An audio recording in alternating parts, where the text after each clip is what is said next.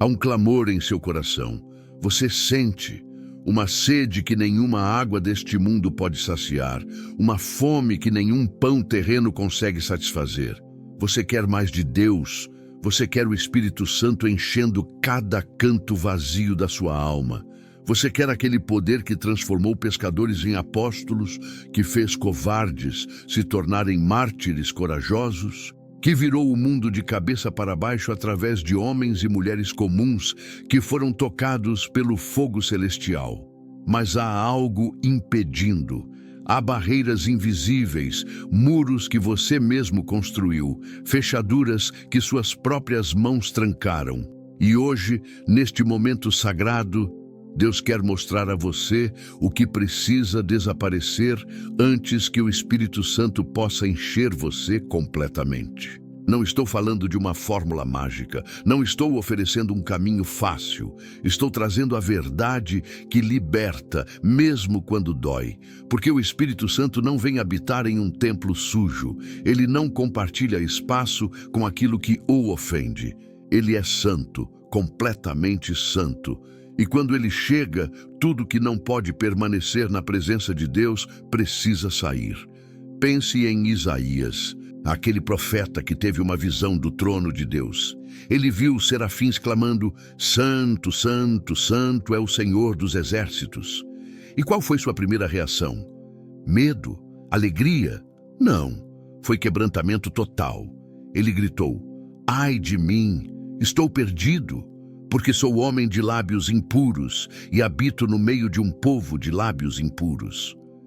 Isaías 6:5 nos revela algo poderoso. Na presença da santidade de Deus, tudo que é impuro em nós fica exposto. Não podemos esconder, não podemos fingir.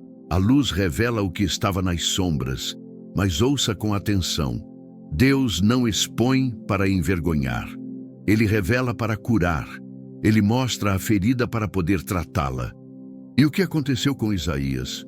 Um serafim voou até ele com uma brasa viva do altar e tocou seus lábios, dizendo: Eis que isto tocou os teus lábios. A tua iniquidade foi tirada e purificado o teu pecado. Primeiro veio a consciência, depois veio a purificação, e então, somente então, veio o chamado: A quem enviarei? E Isaías, agora purificado, pôde responder: Eis-me aqui, envia-me a mim. Esta é a ordem divina. Você não pode pular etapas. Você não pode querer o poder sem a purificação.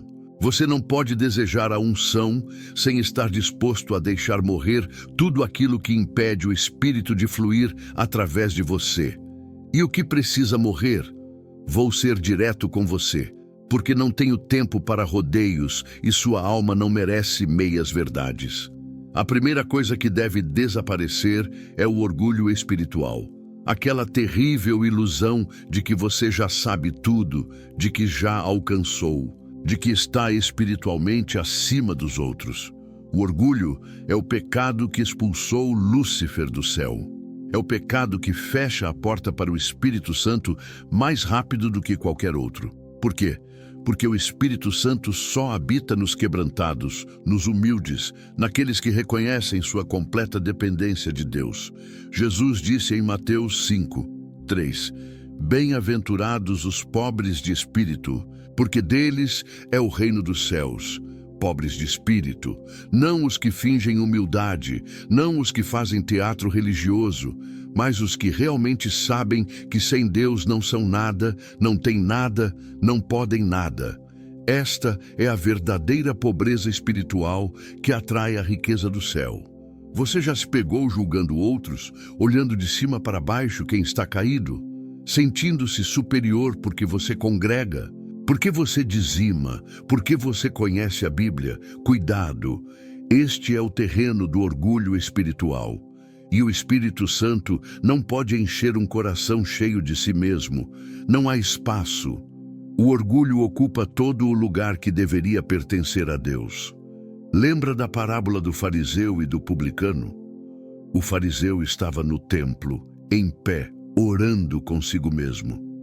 Repare bem, orando consigo mesmo. Porque quando há orgulho, Você não está realmente falando com Deus. Você está falando com sua própria imagem inflada. Ele dizia: ó Deus, graças te dou, porque não sou como os demais homens. Mas o publicano, longe, nem se atrevia a levantar os olhos ao céu, mas batia no peito dizendo: ó Deus, tem misericórdia de mim, pecador. E Jesus declarou: este desceu justificado para sua casa, e não aquele. Lucas 18:14. O quebrantamento é a porta de entrada para a presença de Deus. Você precisa chegar ao fim de si mesmo. Precisa reconhecer que todas as suas justiças são como trapo de imundícia diante da santidade de Deus. Precisa parar de confiar em seus méritos, em suas obras, em sua espiritualidade aparente, porque o Espírito Santo não vem somar-se ao que você já construiu. Ele vem demolir e reconstruir do zero. Você quer o Espírito Santo? Então desça do pedestal. Tire a máscara religiosa. Pare de medir espiritualidade com régua humana. Venha como um mendigo faminto, não como um convidado importante. Porque Deus resiste aos soberbos, mas dá graça aos humildes. Esta não é apenas uma frase bonita. É uma lei espiritual absoluta. A graça flui para baixo. A unção desce sobre a cabeça humilde. O poder repousa sobre aquele que se esvazia.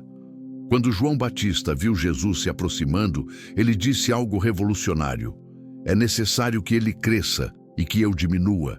João 3:30. Esta é a matemática do reino. Para que Cristo aumente em você, você precisa diminuir. Para que o Espírito Santo encha, você precisa esvaziar. Para que a glória de Deus brilhe através da sua vida, você precisa sair do caminho.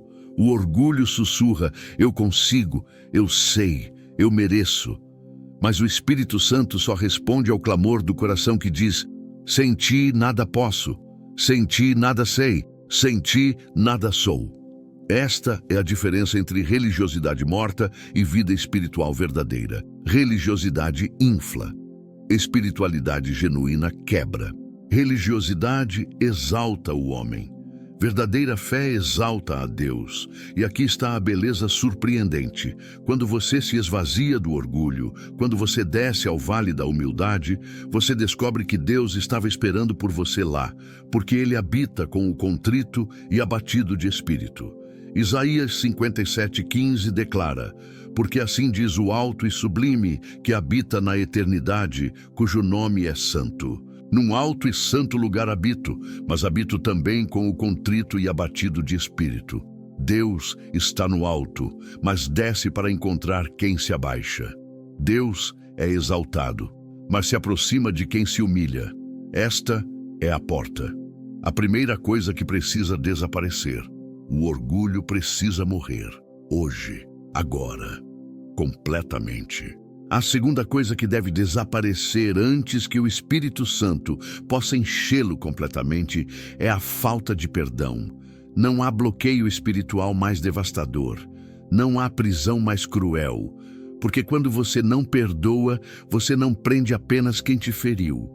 Você prende a si mesmo. Você se torna escravo da sua própria amargura. E o Espírito Santo não pode fluir através de um coração encarcerado pelo ressentimento. Jesus foi absolutamente claro sobre isso. Em Mateus 6, 14 e 15, ele disse: porque se perdoardes aos homens as suas ofensas, também vosso Pai Celestial vos perdoará. Se, porém, não perdoardes aos homens as suas ofensas, tampouco vosso Pai vos perdoará as vossas ofensas. Não há ambiguidade aqui. Não há espaço para negociação. O perdão que você recebe está diretamente conectado ao perdão que você oferece. Eu sei. Sei que você foi ferido. Sei que a traição foi real. Sei que a injustiça aconteceu. Sei que as palavras cortaram fundo. Sei que o abandono doeu até o osso. Eu não estou minimizando sua dor. Não estou dizendo que o que fizeram com você foi aceitável. Estou dizendo que segurar essa dor, alimentar esse ressentimento, cultivar essa amargura está destruindo você. não está ferindo quem te machucou, está envenenando sua própria alma. A Bíblia nos adverte em Hebreus 12:15. Atentai para que ninguém seja faltoso quanto à graça de Deus, nem haja alguma raiz de amargura que, brotando, vos perturbe, e por meio dela muitos sejam contaminados. Raiz de amargura. Repare na palavra raiz. Não é apenas um sentimento superficial. É algo que se enterra fundo, que se espalha, que contamina tudo ao redor. E quando há raiz de amargura, não há espaço para a raiz de Jessé. Não há espaço para o fruto do Espírito. Você já notou que pessoas amarguradas nunca prosperam espiritualmente? Elas podem frequentar igreja, podem conhecer a Bíblia, podem até ministrar, mas há uma secura, uma dureza, uma ausência de vida. Por quê? Porque o Espírito Santo é água viva e amargura é veneno. Água e veneno não se misturam. Você não pode beber da fonte da vida enquanto carrega o cálice do ressentimento. Pense em José, vendido pelos próprios irmãos, traído pela confiança familiar, jogado num poço para morrer, vendido como escravo, caluniado, preso injustamente, anos de sofrimento imerecido. Se alguém tinha direito de guardar rancor, era José. Mas quando seus irmãos finalmente estão diante dele, tremendo de medo, esperando vingança, o que José diz? Gênesis 50:20. Vós intentastes o mal contra mim, porém Deus o tornou em bem. José perdoou, não porque o que fizeram foi certo, não porque a dor desapareceu, mas porque ele escolheu ver a mão de Deus, onde outros veriam apenas injustiça humana. E por causa desse perdão, José pôde ser usado para salvar nações. Mas se ele tivesse guardado a amargura, teria salvado apenas seu orgulho ferido e perdido seu destino. O perdão não é um sentimento, é uma decisão. Você não espera sentir vontade de perdoar. Você decide perdoar mesmo quando cada fibra do seu ser grita por justiça. Porque o perdão não é sobre a outra pessoa merecer. É sobre você ser livre. É sobre você não permitir que quem te feriu continue controlando sua vida através da dor que deixou. Jesus, pregado na cruz, olhou para aqueles que o crucificavam e disse: Pai, perdoa-lhes, porque não sabem o que fazem. Lucas 23:34. Ele não esperou eles pedirem perdão, não esperou eles merecerem. No auge da dor, no pico da injustiça, ele perdoou. E se Jesus, sendo Deus, perdoou dessa forma, quem somos nós para segurar nosso perdão? Mas ouça isto. Perdoar não significa confiar novamente automaticamente. Perdoar não significa voltar para relacionamentos tóxicos. Perdoar não significa fingir que nada aconteceu. Perdão é liberar a pessoa do seu tribunal particular e entregar a justiça nas mãos de Deus. É dizer: eu escolho não carregar mais isso. Eu te libero. Não porque você merece, mas porque eu preciso ser livre. Há alguém que você não perdoou? Um pai ausente? Uma mãe crítica? Um cônjuge infiel? Um amigo traidor? Um líder que te decepcionou? Um irmão que te feriu? E você carrega isso há anos, há décadas talvez. E toda vez que lembra, a ferida abre novamente. Toda vez que vê a pessoa, o ódio sobe. E você tem orado pedindo o Espírito Santo, mas há esse bloqueio. Esta parede que não deixa o rio fluir. Hoje é o dia. Agora é a hora. Você precisa soltar, precisa liberar, precisa perdoar. Não por eles, por você. Porque Deus tem coisas tão grandes preparadas para você. Mas Ele não pode te levar adiante carregando esse peso morto. Você não pode entrar no seu futuro arrastando seu passado amargurado. E quando você perdoa, algo sobrenatural acontece. A prisão se abre, as correntes caem, o peso sai dos seus ombros e, de repente, há espaço. Espaço para a alegria, espaço para a paz, espaço para o Espírito Santo. Porque onde havia amargura, agora há liberdade. Onde havia ressentimento, agora há graça. Paulo escreve em Efésios 4, 31, 32. Longe de vós toda amargura, e cólera, e ira, e gritaria, e blasfêmia, e bem assim toda malícia. Antes, sede uns para com os outros benignos, compassivos, perdoando-vos uns aos outros, como também Deus em Cristo vos perdoou. Repare na ordem. Primeiro, longe de vós. Jogar fora, remover, depois sede, ser algo novo. E o modelo? Como Deus em Cristo vos perdoou. Você foi perdoado de uma dívida impagável. Você foi perdoado quando não merecia. Você foi perdoado antes mesmo de pedir. E agora, Deus te convida a estender esse mesmo perdão. Não porque é fácil, porque é santo, porque é divino. Porque é a única forma de você refletir verdadeiramente a imagem de Cristo. A falta de perdão é como beber veneno esperando que a outra pessoa morra. Você se fere, você se destrói. E enquanto você alimenta o ressentimento, quem te feriu muitas vezes já seguiu em frente, nem sabe o quanto você ainda sofre. O único prisioneiro da sua falta de perdão é você mesmo. Mas quando você perdoa, você quebra as correntes, você sai da prisão, você recupera sua vida e abre a porta para o Espírito Santo inundar cada canto seco da sua alma, porque o Espírito traz vida e amargura não coexistem. Uma precisa sair para a outra entrar. Você escolhe qual. A terceira coisa que precisa desaparecer é o pecado não confessado. Aquele pecado secreto que você esconde, aquele erro que você enterrou, aquela falha que você cobriu com camadas de justificativas e racionalizações. Você pensa que ninguém sabe. Você acredita que está seguro enquanto permanecer oculto. Mas há alguém que vê, e esse alguém é justamente aquele que você está pedindo para habitar em você. O Salmo 66, 18 é cristalino. Se eu atender à iniquidade no meu coração, o Senhor não me ouvirá. Atender à iniquidade, acariciar o pecado, dar espaço para ele. Enquanto você faz isso, há uma barreira entre você e Deus. Suas orações batem no teto e voltam. Seu louvor é apenas som. Sua busca pelo Espírito Santo é vazia. Por quê? Porque Deus é santo. E santidade e pecado não compartilham o mesmo espaço. Não estou dizendo que você precisa ser perfeito. Ninguém é. Estou dizendo que você precisa ser honesto. Há uma diferença enorme entre tropeçar no pecado e acomodar-se nele. Há uma diferença entre cair e deitar-se. O Filho de Deus cai, mas se levanta. Confessa, se arrepende, busca purificação. O Filho de Deus não faz paz com aquilo que fere o coração do Pai. Davi entendeu isso profundamente.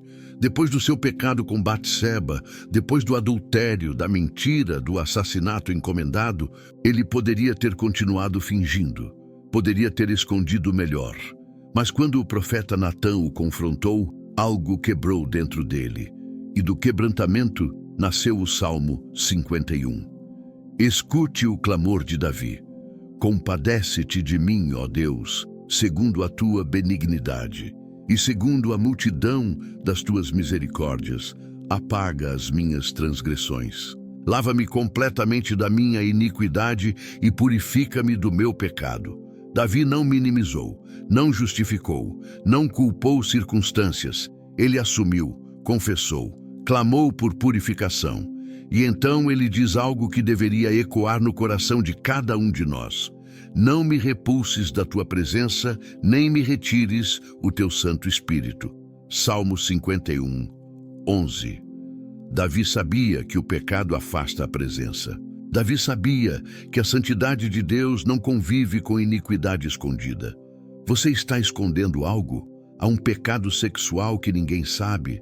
Uma desonestidade financeira que você justifica? Uma mentira que você conta tão bem que quase acredita? Um vício secreto que você alimenta nas sombras? Uma traição que você enterrou? Uma mágoa que você cultiva disfarçada de justiça? Provérbios 28, 13 declara: O que encobre as suas transgressões jamais prosperará, mas o que as confessa e deixa alcançará misericórdia. Encobrir é morte espiritual. Confessar e deixar é vida. Não basta confessar se você continua praticando. Não adianta chorar no altar se você volta para o mesmo lamaçal. Arrependimento verdadeiro produz mudança verdadeira. João, o apóstolo amado, escreveu em 1 João 1:9. Se confessarmos os nossos pecados, Ele é fiel e justo para nos perdoar os pecados e nos purificar de toda injustiça. Confessarmos. Tempo presente. Não uma confissão do passado que você fez e esqueceu. Uma prática constante de trazer à luz aquilo que tenta se esconder na escuridão. O pecado cresce na escuridão, apodrece em segredo, se fortalece no silêncio, mas quando você o traz à luz, quando você o confessa diante de Deus, algo poderoso acontece. A luz expõe, a verdade liberta. O poder do pecado é quebrado quando ele para de ser seu segredo sujo e se torna algo que você entregou nas mãos de Deus. Quantos estão querendo o batismo do Espírito Santo, mas vivem uma dupla vida? De dia são santos, de noite são escravos. No culto levantam as mãos, em casa abrem a porta para demônios. Nas redes sociais postam versículos. Na privacidade consomem imundície e se perguntam por que a presença de Deus não vem, por que o poder não flui, por que a unção não permanece. A resposta é simples: o Espírito Santo não divide espaço. Ele não habita em templo impuro, ele não enche vaso sujo. Você precisa escolher: ou você vive na luz, ou você vive nas trevas. Ou você serve a Deus, ou você serve ao pecado. Não existe meio termo, não existe espiritualidade morna que agrada a Deus.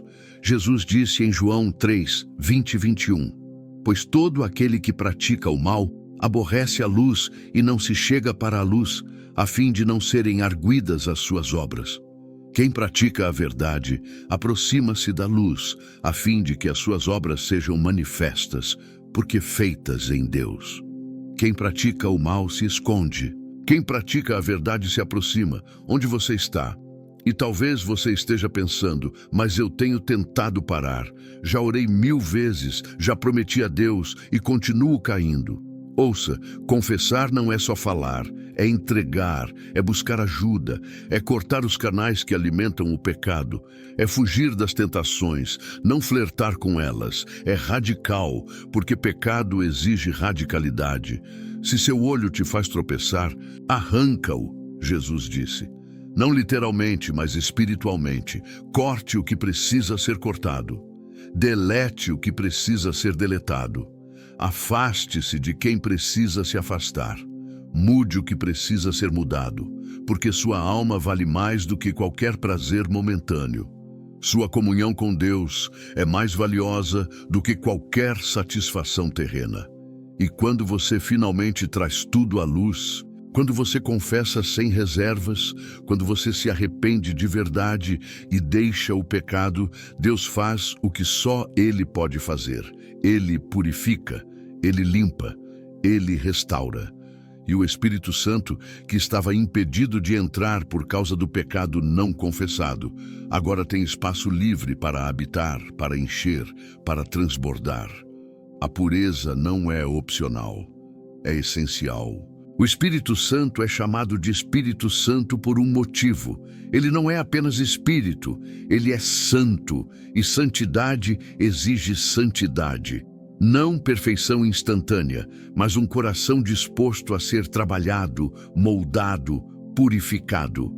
Um coração que não faz aliança com o pecado, mesmo quando tropeça nele. Hoje, agora, neste momento, traga à luz o que está escondido. Confesse diante de Deus aquilo que você tem guardado. Não tenha medo da sua reação. Ele já sabe. Ele está esperando apenas que você seja honesto, que você pare de fingir, que você venha como realmente está, não como você gostaria de parecer. E quando você vier assim, quebrado, mas honesto, sujo, mas sincero, Ele te limpará, Ele te purificará e te encherá com seu Espírito Santo. A quarta barreira que impede o Espírito Santo de te encher completamente é a desobediência voluntária. Não estou falando de fraqueza humana. Estou falando de rebeldia consciente, de conhecer a vontade de Deus e escolher ignorá-la, de ouvir o que Deus manda fazer e decidir fazer o oposto, de saber o caminho certo e, mesmo assim, tomar o atalho errado. Pedro declarou em Atos 5:32. Nós somos testemunhas destes fatos, e bem assim, o Espírito Santo, que Deus outorgou aos que lhe obedecem. Aos que lhe obedecem, não aos que apenas escutam, não aos que concordam mentalmente, aos que obedecem. A obediência é a linguagem do amor verdadeiro. Jesus disse: se me amais, guardareis os meus mandamentos. João 14:15. Não é complicado.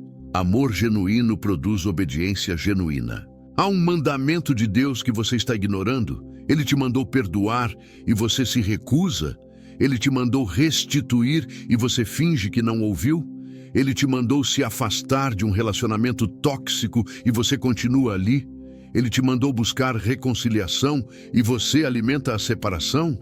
Ele te mandou ser fiel no dízimo e você negocia com Deus. Ele te mandou amar e você escolhe o rancor.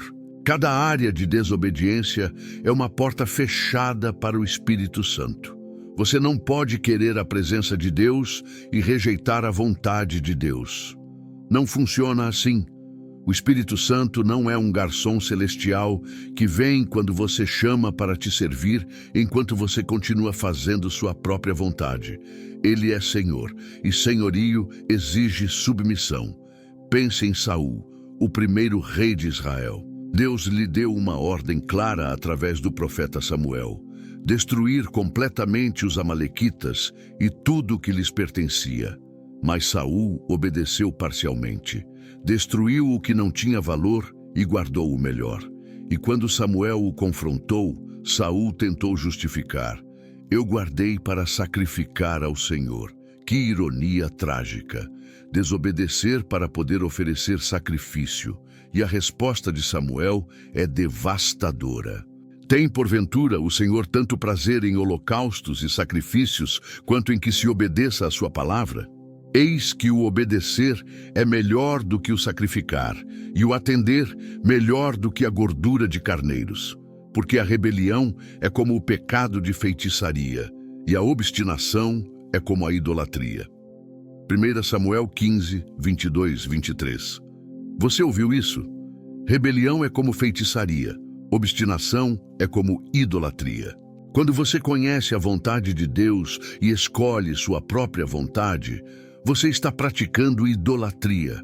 Você está adorando a si mesmo, está colocando seus desejos acima dos decretos divinos. E Deus não pode derramar seu espírito sobre um ídolo, mesmo que esse ídolo seja você mesmo. A obediência parcial é desobediência completa aos olhos de Deus. Não adianta obedecer onde é conveniente e desobedecer onde é custoso. Não adianta seguir a Deus enquanto seus caminhos coincidem com os seus e abandoná-lo quando o caminho se torna estreito demais para seu conforto. Jesus contou a parábola de 2 filhos. O pai pediu que fossem trabalhar na vinha. Um disse, sim, mas não foi. O outro disse, não, mas depois se arrependeu e foi.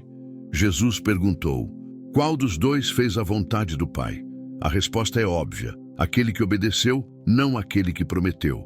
Mateus 21, 28, 31. Quantas promessas você já fez a Deus?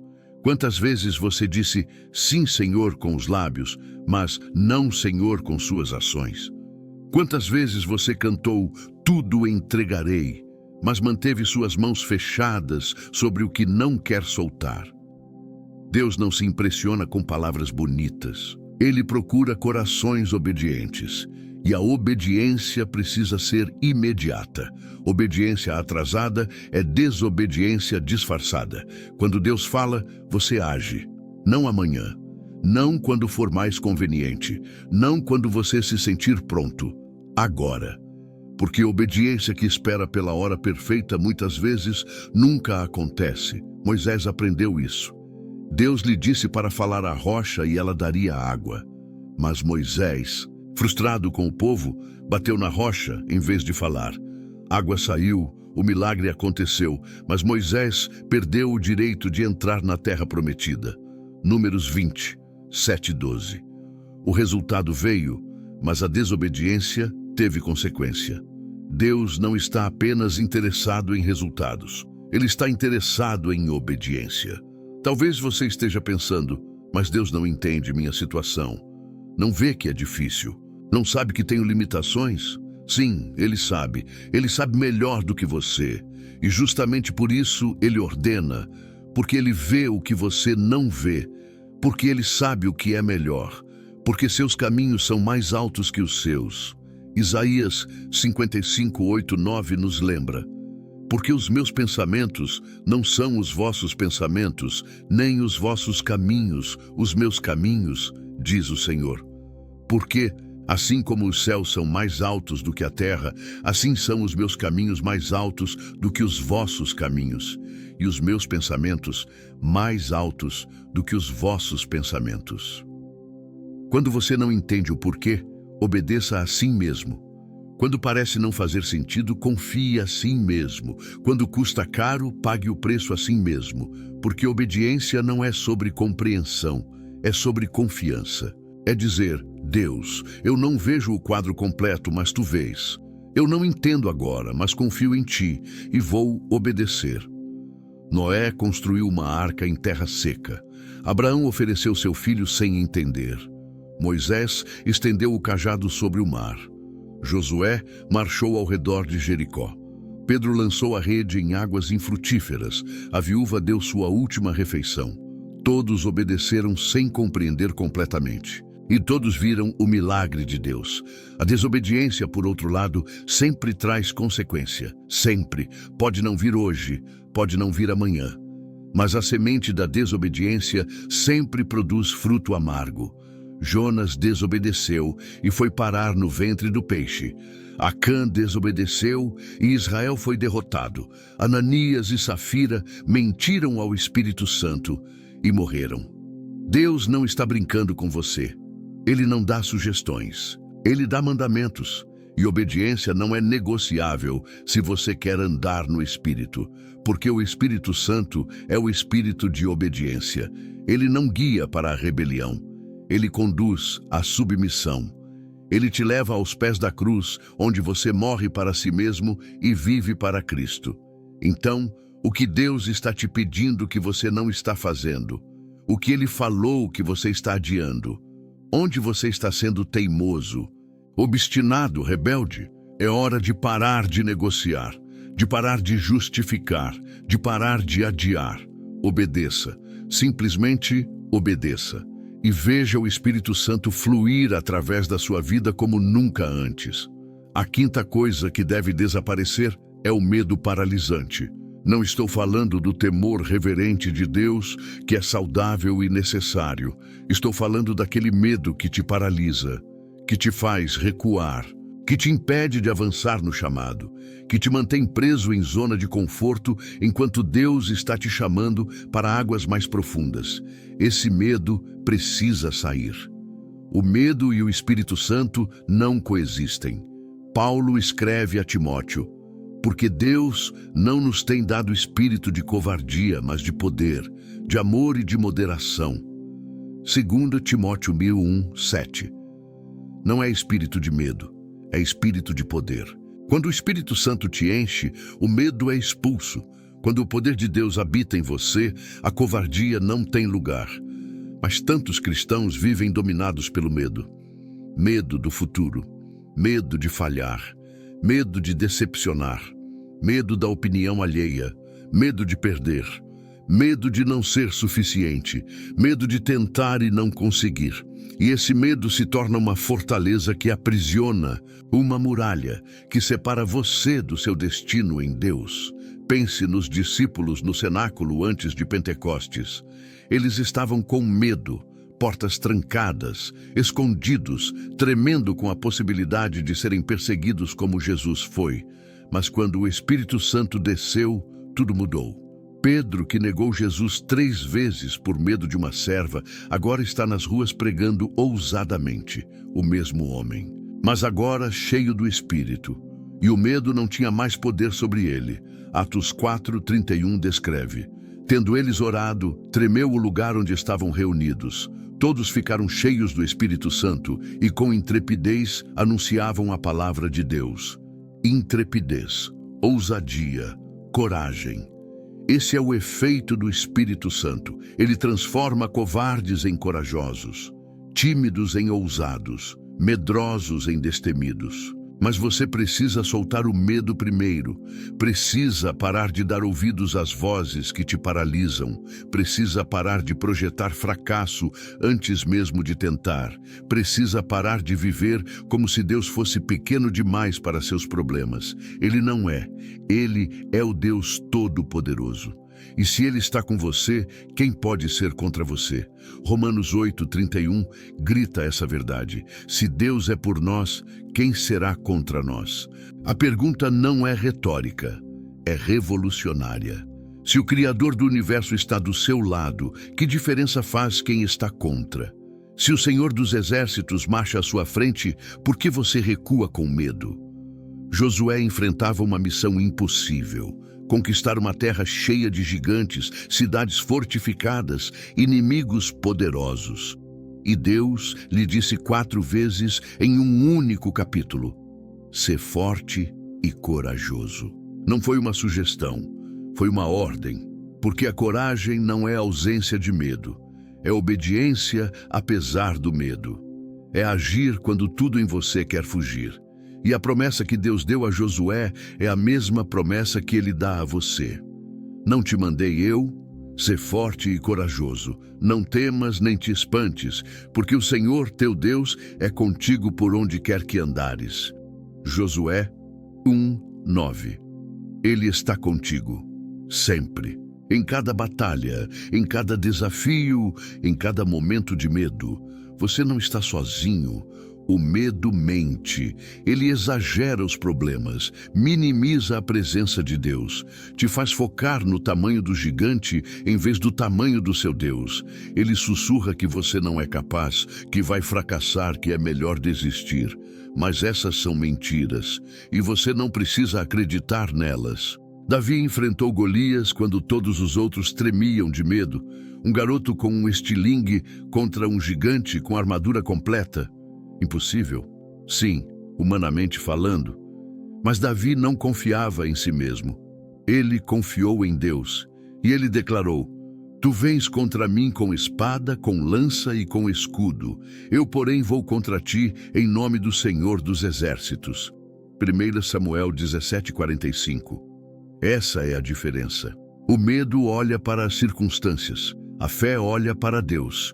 O medo conta os problemas, a fé conta as promessas. O medo recua, a fé avança. E quando você está cheio do Espírito Santo, você não pode mais viver dominado pelo medo, porque maior é aquele que está em você do que aquele que está no mundo. 1 João 4:4. Mas você precisa fazer escolhas corajosas. Precisa dar passos de fé mesmo com os joelhos tremendo. Precisa dizer sim a Deus mesmo quando tudo parece incerto. Porque cada vez que você obedece apesar do medo, você quebra um pouco mais o poder que o medo tem sobre você. Cada vez que você avança, quando a covardia grita para recuar, você fortalece sua fé e enfraquece o medo. O medo do homem é uma armadilha, diz Provérbios 29:25. Ele te prende, te limita, te faz viver para agradar pessoas em vez de agradar a Deus. Você fica refém da opinião alheia, escravo do o que vão dizer. E enquanto você vive assim, o Espírito Santo não pode te usar plenamente, porque ele te chama para coisas que o mundo não entende, para caminhos que a multidão não aprova, para obediências que parecem loucura aos olhos humanos. Jesus enfrentou isso. Ele foi chamado de louco, de possesso, de herege, de blasfemo, Mas nada disso o deteve, porque ele não vivia para agradar homens, vivia para fazer a vontade do Pai, e esse precisa ser seu padrão também. Não viver para a aprovação humana, viver para a glória divina. E quando você finalmente decide soltar o medo, quando você escolhe confiar mesmo sem ver, quando você dá o passo de fé apesar do tremor, o Espírito Santo entra com poder, porque agora há espaço. Agora há disponibilidade. Agora você não está mais amarrado. Está livre para ser usado por Deus da forma que Ele sempre planejou. Então, qual é o medo que te paralisa? Medo de fracasso? Deus é maior que seus fracassos. Medo de rejeição? A aceitação de Deus é suficiente. Medo do desconhecido? Deus já está lá. Medo de não ser capaz. A capacitação vem de Deus, não de você. Solte. Entregue, confie e veja o Espírito Santo transformar seu medo em fé, sua covardia em coragem, sua paralisia em movimento. A sexta barreira que impede você de ser cheio do Espírito Santo é o apego ao mundo. Não estou falando de viver no mundo, porque Jesus nos deixou aqui com propósito. Estou falando de amar o mundo. De ter seu coração preso aos valores, prazeres e prioridades deste sistema terreno que passa. De querer o Espírito de Deus, mas não querer largar o Espírito deste século. João, o apóstolo que Jesus amava, foi direto. Não ameis o mundo, nem as coisas que há no mundo. Se alguém amar o mundo, o amor do Pai não está nele. Porque tudo que há no mundo, a concupiscência da carne, a concupiscência dos olhos e a soberba da vida não procede do Pai, mas procede do mundo. Ora, o mundo passa, bem como a sua concupiscência. Aquele, porém, que faz a vontade de Deus permanece eternamente. 1 João 2, 15 e 17. Você ouviu? Se alguém amar o mundo, o amor do Pai não está nele. Não pode haver os dois. Ou seu coração pertence a Deus, ou pertence ao sistema deste mundo. Ou você vive para o eterno ou para o passageiro. Ou você acumula tesouros no céu ou na terra. Não há meio termo. Não há equilíbrio entre luz e trevas. Jesus disse em Mateus 6, 24, ninguém pode servir a dois senhores, porque ou há de aborrecer-se de um e amar ao outro, ou se devotará a um e desprezará ao outro. Não podeis servir a Deus e às riquezas. Mamon, o Deus do materialismo. O ídolo que promete segurança, mas entrega ansiedade. Que promete satisfação, mas entrega vazio. Você não pode servir aos dois. E não se engane, apego ao mundo não é só sobre dinheiro, é sobre onde está seu coração, é sobre o que ocupa seus pensamentos, é sobre o que governa suas decisões, é sobre o que te dá identidade. Se sua identidade vem do seu carro, sua casa, sua roupa, sua conta bancária, sua posição social, você está apegado ao mundo. E esse apego sufoca a vida do espírito. Jesus contou a parábola do semeador. A semente que caiu entre espinhos germinou, mas foi sufocada. E Jesus explicou: os cuidados do mundo, a fascinação das riquezas e as demais ambições concorrendo sufocam a palavra e fica infrutífera. Marcos 4:19. Sufocada. A palavra de Deus, a vida espiritual, o crescimento em santidade, tudo sufocado pelos espinhos do mundanismo. Quantos cristãos estão assim, tentando crescer espiritualmente, mas sufocados pelos espinhos? Querendo orar, mas a mente está cheia de preocupações financeiras. Querendo ler a Bíblia, mas o tempo todo foi para as redes sociais. Querendo buscar a Deus, mas as prioridades são todas terrenas. E se perguntam por que não há fruto, por que não há poder. Porque o Espírito Santo parece distante? A resposta é clara: você não pode estar cheio do Espírito Santo e cheio do mundo ao mesmo tempo. Um expulsa o outro. Água e óleo não se misturam. Luz e trevas não coexistem. Santidade e mundanismo não compartilham o mesmo espaço. Você precisa escolher. Tiago foi ainda mais duro. Infiéis, não compreendeis que a amizade do mundo é inimiga de Deus? Aquele, pois, que quiser ser amigo do mundo, constitui-se inimigo de Deus. Tiago 4:4. Inimigo de Deus. Não são palavras leves. Quando você abraça o mundo, você solta a mão de Deus. Quando você se conforma com este século, você se deforma da imagem de Cristo. Paulo nos adverte em Romanos 12:2: E não vos conformeis com este século, mas transformai-vos pela renovação da vossa mente, para que experimenteis qual seja a boa, agradável e perfeita vontade de Deus. Não se conformem. Não se encaixem no molde deste mundo. Não adotem seus valores. Não persigam seus objetivos. Não aceitem sua moralidade. Sejam transformados, diferentes, separados, santos, porque o mundo oferece prazeres, mas são passageiros. Oferece satisfação, mas é superficial. Oferece segurança, mas é ilusória. E no final, tudo que o mundo oferece passa, desaparece, vira pó. Mas o que é construído em Deus permanece para sempre.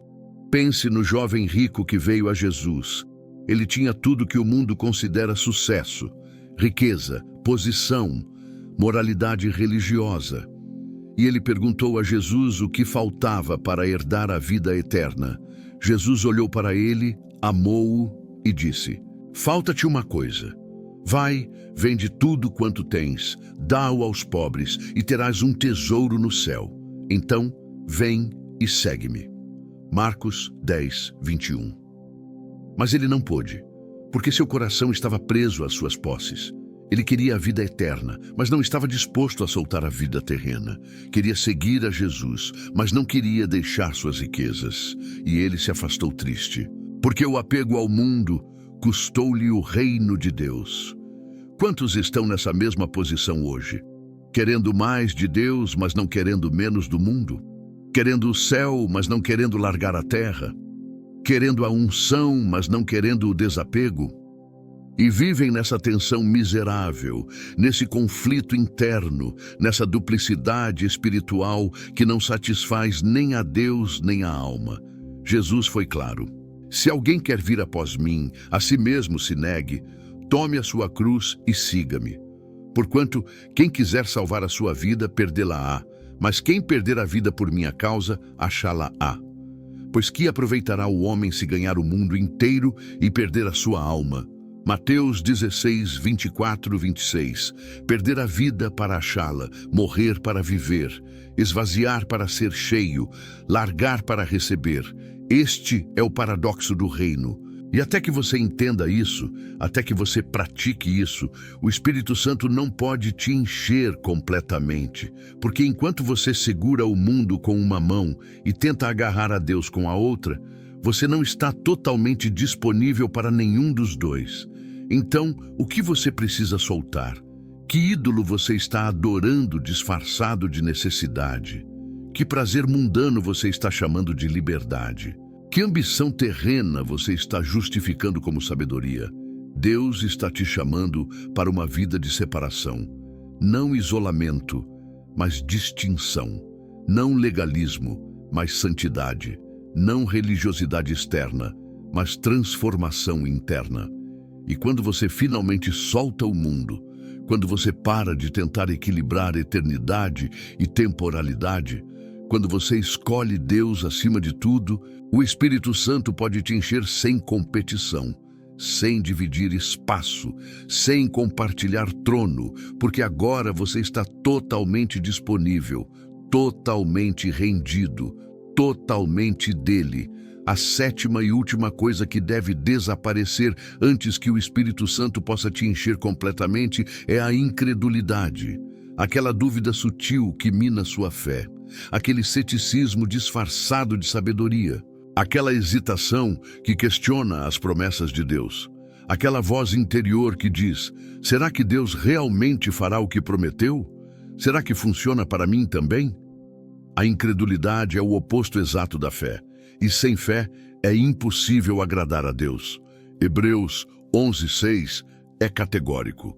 De fato, sem fé é impossível agradar a Deus. Porquanto é necessário que aquele que se aproxima de Deus creia que Ele existe e que se torna galardoador dos que o buscam. Crer que Ele existe. Crer que Ele recompensa. Não duvidar. Não questionar. Crer. Jesus enfrentou incredulidade constantemente. Em Nazaré, sua própria cidade, ele não pôde fazer muitos milagres. Por quê? Marcos 6, 5, 6 explica: e não pôde fazer ali nenhum milagre, senão curar uns poucos enfermos, impondo-lhes as mãos. Admirou-se da incredulidade deles. A incredulidade limita o poder de Deus. Não porque Deus seja fraco, mas porque ele respeita a escolha humana de não crer. Quando você duvida das promessas de Deus, você está chamando Deus de mentiroso. Quando você questiona sua capacidade, você está colocando Deus no mesmo nível dos homens falhos. Quando você hesita em confiar, você está dizendo que Deus não é confiável. E o Espírito Santo não pode operar plenamente através de alguém que não crê. Tiago escreve sobre oração, mas o princípio se aplica a tudo. Peça-a, porém, com fé, em nada duvidando, pois o que duvida é semelhante à onda do mar, impelida e agitada pelo vento. Não suponha esse homem que alcançará do Senhor alguma coisa. Homem de ânimo dobre, inconstante em todos os seus caminhos. Tiago 1, 6, 8. Homem de ânimo dobre, um dia crê, outro dia duvida, uma hora confia, outra hora questiona. Este é o resultado da incredulidade, instabilidade, inconstância. Uma vida espiritual que sobe e desce conforme as circunstâncias. E o Espírito Santo não enche vasos vacilantes. Ele enche corações firmados na rocha da fé. Você crê mesmo que Deus é capaz? Você confia mesmo nas suas promessas? Ou há uma voz constante de dúvida que corrói sua fé? Deus cura, mas será que vai me curar? Deus provê, mas será que vai prover para mim? Deus transforma, mas será que pode me transformar? Essa é a voz da incredulidade, e ela precisa ser silenciada. Abraão enfrentou uma promessa impossível: ter um filho quando ele tinha 100 anos e Sara 90. Humanamente impossível. Mas Romanos 4, 20, 21 diz: não duvidou por incredulidade da promessa de Deus, mas pela fé se fortaleceu, dando glória a Deus, estando plenamente convicto de que Ele era poderoso para cumprir o que prometera. Plenamente convicto, não parcialmente esperançoso, totalmente certo de que Deus cumpre o que promete. Essa é a fé que atrai o Espírito Santo, não uma fé teórica, não uma fé intelectual, mas uma fé viva, ativa, confiante, uma fé que olha para o impossível e diz: Deus pode. Uma fé que enfrenta o mar vermelho e avança, uma fé que se lança nas águas profundas quando Jesus diz: vai. Uma fé que obedece sem ver, porque confia em quem ordena. Pedro caminhou sobre as águas enquanto manteve os olhos em Jesus. Mas quando olhou para o vento e as ondas, quando a incredulidade entrou, ele afundou. E Jesus perguntou: homem de pequena fé, por que duvidaste? Mateus 14, 31. A fé mantém você acima do impossível. A incredulidade te afunda. E talvez você diga: mas eu tenho fé. Tem mesmo? Ou você tem esperança? Há diferença. Esperança diz: eu espero que aconteça. Fé diz: eu sei que vai acontecer. Esperança é futura, fé é presente. Hebreus 11, 1 define: ora, a fé é a certeza de coisas que se esperam, a convicção de fatos que se não veem. Certeza, convicção, não possibilidade, não talvez, certeza. Então, se você está pedindo o Espírito Santo, creia que vai receber. Não espere que talvez um dia você seja digno o suficiente. Não duvide da disposição de Deus em te encher. Jesus prometeu em Lucas 11, 13. Ora, se vós que sois maus, sabeis dar boas dádivas aos vossos filhos, quanto mais o Pai Celestial dará o Espírito Santo àqueles que lhe o pedirem. Quanto mais, se pais imperfeitos dão boas coisas aos filhos, quanto mais Deus, o Pai perfeito, dará seu Espírito a quem pede. A incredulidade te mantém mendigando o que Deus já prometeu. Fé te faz receber o que já está disponível. A diferença não está em Deus mudar de ideia, está em você mudar de postura, de duvidador para crente, de hesitante para confiante, de vacilante para firme. E quando você crê de verdade, quando a incredulidade desaparece e a fé toma seu lugar, algo poderoso acontece. Você para de orar pedindo e começa a orar recebendo. Você para de suplicar e começa a declarar. Você para de duvidar e começa a agradecer antecipadamente. Porque fé não espera ver para crer. Fé crê primeiro e depois vê. Agora, ouça com toda a atenção. Estas 7 coisas: orgulho, falta de perdão, pecado não confessado, desobediência, medo, apego ao mundo e incredulidade, não desaparecem sozinhas. Você precisa expulsá-las, conscientemente, deliberadamente, com determinação santa. Não espere sentir vontade, decida, não aguarde a hora perfeita. Haja agora, porque este é o momento, esta é a hora. Deus já fez sua parte, Ele já enviou seu Espírito, Ele já abriu o caminho através de Cristo, Ele já fez a promessa, agora é sua vez, sua escolha, sua decisão. Então, eu declaro sobre você, neste momento. Hoje se quebra o orgulho que te mantinha distante. Hoje você solta o perdão que liberta sua alma. Hoje você confessa o que estava escondido e é purificado. Hoje você escolhe a obediência que abre portas celestiais. Hoje você expulsa o medo que te paralisava. Hoje você solta o mundo e abraça o reino. Hoje você mata a incredulidade e veste a fé. Você é templo do Espírito Santo. Não porque você é perfeito, mas porque você foi comprado por preço. Você foi redimido pelo sangue de Jesus. Você foi escolhido antes da fundação do mundo. E agora, limpo, humilde, obediente, corajoso, desapegado e crente, você está pronto para ser cheio. E eu deixo você com a promessa de Filipenses 1:6. Estou plenamente certo de que aquele que começou boa obra em vós há de completá-la até o dia de Cristo Jesus. Ele começou. Ele vai terminar. Creia, receba e seja cheio do Espírito Santo. Amém.